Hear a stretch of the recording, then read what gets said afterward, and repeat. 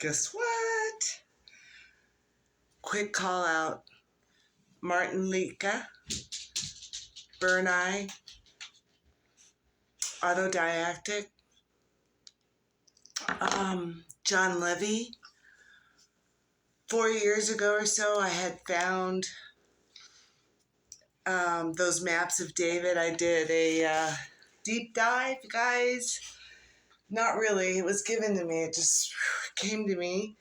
It's 1923, guys. Okay, it's Congress passed in 1923 for work to be done to restart 366,000 gallons can be thrust through this hydraulic system, hydrolysis, and it is in Nebraska. And it was the legislation from Nebraska that was in Congress in 1923, January, I believe it was January the, let's get down what I have. January, all these dates, guys, they went up against, and Henry Ford got the contract with Congress in 1923 and took over, put his name and slapped it on a 99-year contract, you guys, with the government. And in the paperwork, it's stating how we have sold our country out to the American people's tax dollars to a corporation. We are now a corporation. And that was just the and that was just on the I'm reading something else here as you're reading that piece of paper up in front of you. The work that was done and passed was just Henry Ford only on this hydraulics system that's in Nebraska and could feed 10 million people off of the crops of the whole Midwest. And then I deep dive in remembering the ice. It's called their ice machines, and they were all along the railroad tracks. And I deep dive into that, and there was Coca-Cola and some people that were discovering some stuff in the Midwest and some homes on the Mississippi and lakefronts, and there was ice factories as well. And these are along the Union Pacific Railroad. So with the railroad already being here, my grandpa in Las Vegas was waiting for Las Vegas to become a state. In 1905, it became a state. And Mr. Clark, who Las Vegas is named after, was sending paperwork back and forth with the government, trying to get the grant money, which is being just shoveled out everywhere, which was the gold rush of people coming across into these buildings and all this stuff and stripping it. And once they all got the gold, then what did our government do? Just took it all back from everybody. And then it was the Great Depression in 1929 and then on, right? So I'm putting the pieces together and what happened in this great robber baron situation. So Henry Ford has now put his name on these huge hydraulic systems, and then we've got the cars. So what I think when we see these streets that are all cleared up and everything, I think it's from, there's a couple earthquakes, but there's one that the Indians talk about, which is the one that I found, and it was January 26, 1700, and it hit up in the northwest, and it cracked so bad that it did something in the San Juan, next to another fault that's there, the Cascadian fault line that comes through. So that's huge because in it talks about the difference between Cascadian and catastrophic, and it hit at a 9.5 3, they're thinking, because it took 10 hours and it was reported in Japan. And that's where we're getting the articles from. And it hit at 10 plus tidal waves coming in, a tsunami. And they're saying it went 600 miles both ways when it would have hit at that velocity. So then I took 600 miles. It just showed me of what it goes inland. You guys, if you look at the map, you can see where all the sand comes in Salt Lake City. That's where it comes from. It was completely flooded out and came down. I'm so seeing everything and piecing it together. I'm going to leave you with those few nuggets. The guy that did the surveys, that was running around doing the surveys in these pictures that I'm looking at, I'm not sure why it's not coming up. I wrote I'm not seeing everything I wrote down earlier today, but I just did so many different deep dives. They were finding in the building materials was lathe, LATHE, and master balloon frame. So they're building in master balloon frame. This is next to one of these ice plants where home was, and they developed it. So these were people that came in after, and they wanted to restore it to the original. And they said as they went down, it went down from the bottom to the top of the home. That's where the wood is, and there are pillars all the way that go in the down. So this is stuff that I was just getting. This is a home with an ice factory, which were all along the railroad tracks, which we know those were all starting to pick up, and they were repairing them from that flood. And in these letters that I read about Mr. Clark, which Nevada is named after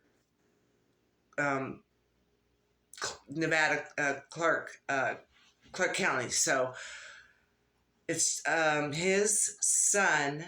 After all these letters and my grandpa, and I knew about it. I remember the stories.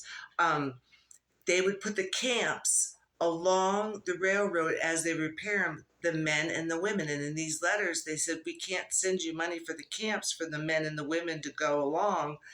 And it was kind of like they were trying to negotiate with Mr. Clark, the government, saying like, kind of, if the guys want to go ahead without the women, because they wouldn't have anybody to cook for them and tend to them and whatever along this route, they can do it, and it would be more of an IOU because it's not a state yet. But the government also says nothing at this time because they're deeming it a wasteland.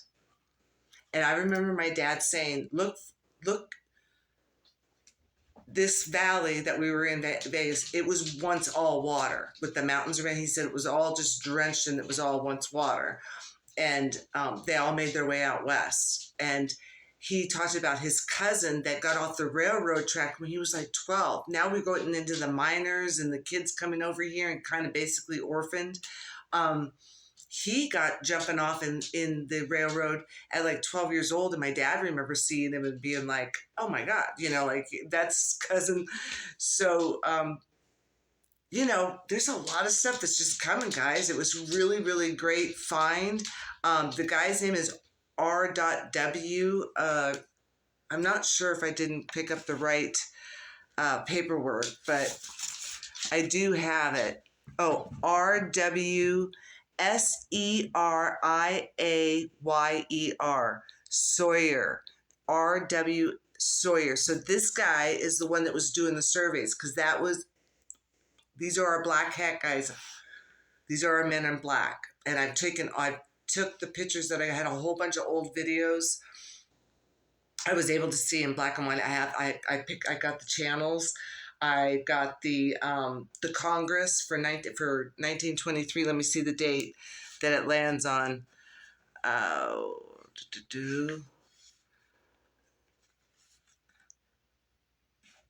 know it's in. I might not have wrote it down, all the specifics. I just know that I know it's Henry Ford, and the Congress passed it for him and gave him the grant.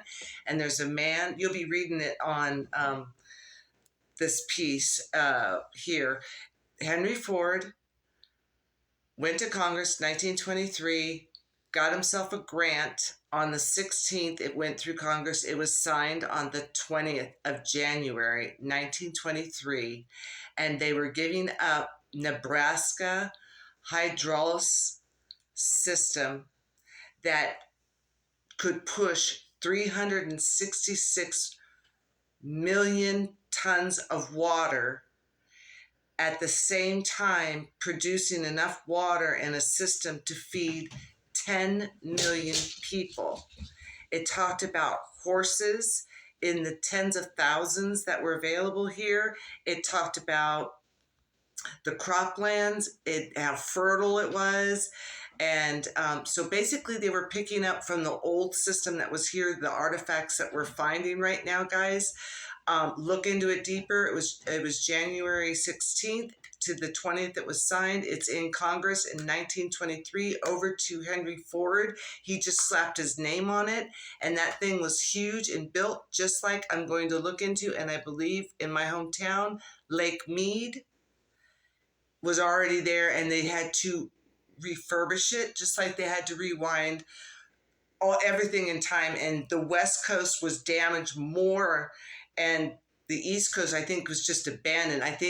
I'm not even sure, like, that's the next step is it came in 600 miles when we had 30 on the West Coast from up in Washington all the way up into Alaska, all the way down into Mexico.